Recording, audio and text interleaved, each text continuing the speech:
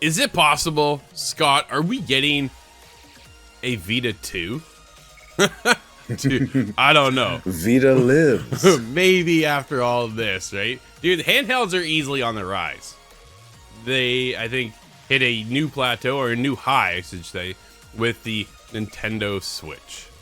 And then from there, dude, the competition has just exploded, right? Like, think about it. We got the Ally, Rogue, whatever thing that is. We've got Steam Deck as well. Like, dude, there is so many different other opportunities. Logitech G Cloud, I use all the time. Dude, I got my PlayStation Portal here now, right? Like, I use this all the time.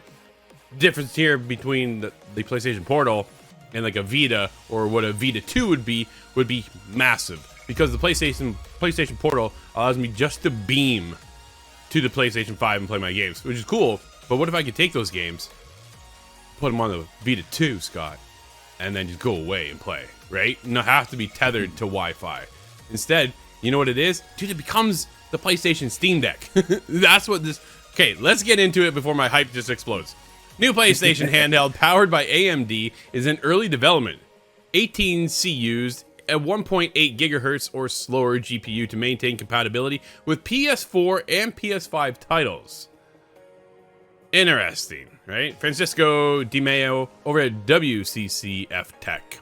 A new PlayStation handheld powered by AMD is in early development, and it will be apparently compatible with both PlayStation 4 and PlayStation 5. I'm surprised they're going all the way back to 4. And I'll get to my point in a second.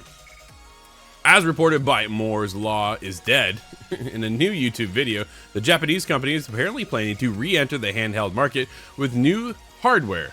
The console, dude, they've been on a hardware spree lately, I think, is the other side of it too, right? Like PlayStation, here you can have the PlayStation 5, we're gonna have the PSVR 2, now you're gonna get the Portal, then there's headphones involved, and now they're talking about a PS5 Pro.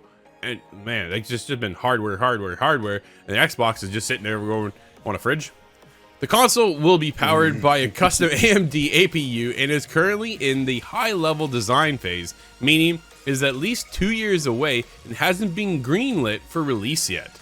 The specs for this new PlayStation handheld have yet to be defined, but Moore's Law is Dead. It speculates that it's likely to utilize 18 CUs to maintain compatibility with all PlayStation 4 titles available on the PlayStation Store. In addition, the console will be compatible with PlayStation 5 titles as well, although developers would have to patch them to make them run properly on the console. As such, it's plausible the new system's GPU could run at 1.8 gigahertz or slower due to the PlayStation 5's variable clock speed. While the new PlayStation handheld could be just 2 years away, there's a chance it could take more time to see its release if it is greenlit, and has been suggested by Moore's Law is Dead that the console will be part of the PlayStation 6 family, releasing as a handheld alternative meant for the Japanese market. While a new PlayStation handheld could sound unlikely, the market has changed a lot since the days of the PlayStation Vita.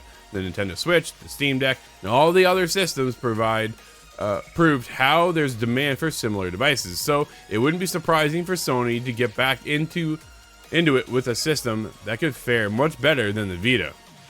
Scott, if this is aimed for the PlayStation 6,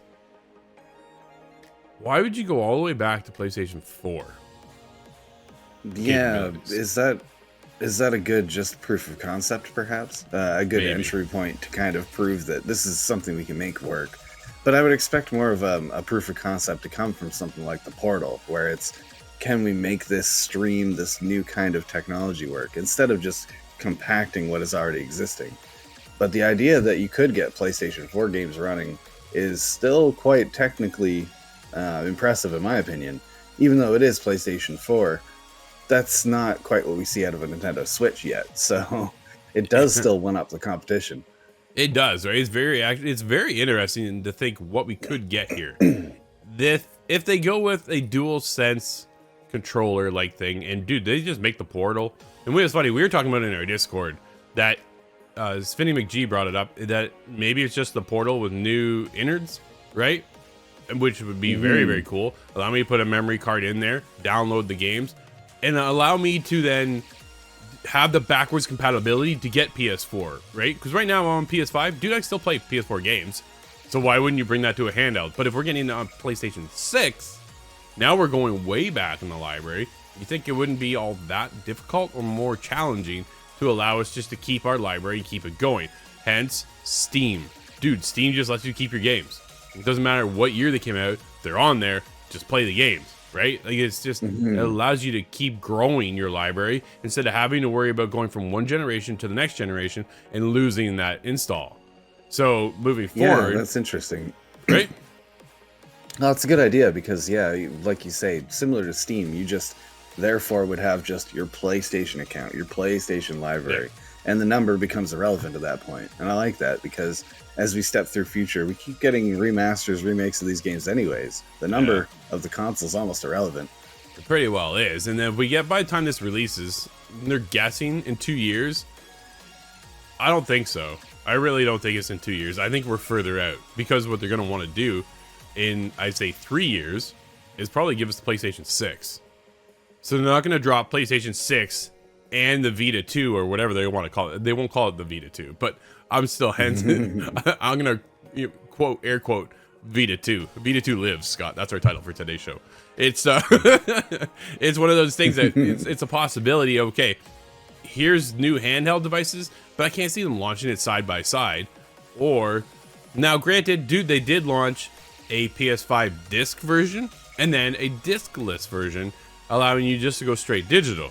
So is this their means to do that, to separate the two? If you just want to go handheld, you can. If you just want to go console, you can. Or you get both, and then you have capabilities of linking both. Dude, all of a sudden now you're dropping $1,200, $1,500, whatever the price range is, right?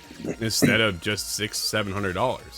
It's an interesting concept to think of, but how powerful is that handheld to be comparable to the console version? Well, that's why I'm wondering, is this handheld really what the PS6 would be, instead of just being a beefier, larger console? Because I feel like we kind of defeated the idea of mid-console refresh. The PS5 Pro doesn't seem very likely. And likewise, I don't know if a PlayStation 6, can we justify that hardware yet? Do we need that hardware yet? And I'm not sure the answer is yes. But if this is the idea, the next generation will be a step to mobile, I think that still satisfies the definition of the next generation, and it would also break them into a new marketplace. It would, right? The handheld market is the biggest when you think about mobile, right? Because everybody has a phone, and the gaming industry on that side is just absolutely monstrous. So if you can go in with a handheld device, so do we not get a PlayStation 6, Scott? Do we get a handheld version of the next PlayStation console instead? And then you just keep your PS5? Is that where we're going, right? I think that's what's going to happen here. I think this might be just kind of the bridge, similar to what Nintendo's done, where they kind of broken their console cycle. The Switch has lasted far longer than that and kind of changed their whole model. Well, I think that might happen with PlayStation, whereas we're not waiting for the next console on the edge of our seat because we have this one. Yeah, like how much further can they really push PS5 into PS6? Dude, we just saw, not too long ago, GTA 6 trailer. Woo! Hot damn, does that look good, right? Like, that looks incredible. How much further can they really push that? Now, I'm sure as a developer, they're probably screaming at us right now going, oh, there's things we can do. We have no idea. Right? I'm sure. But at the same time, I'm like, man, when you look at it from a consumer point, going, that looks incredible. This game is going to be massive. Like, how much further do you want to push it? Load times are already so quick on the PlayStation 5 because of the SSD. Does it really matter that much further getting into PlayStation 6? So instead of launching the PlayStation 6 console, you get a handheld device instead? Or is this just all R&D right now and this isn't happening at all? That's the other side of it, right? If you think about it. I don't think you can really push it too much further at all, because it's just, how much further could we go without dropping PlayStation 4 generation? We still have split console releases. We still have not really separated from last generation yet. I think it's way too soon to be talking about PlayStation 6. Fair enough.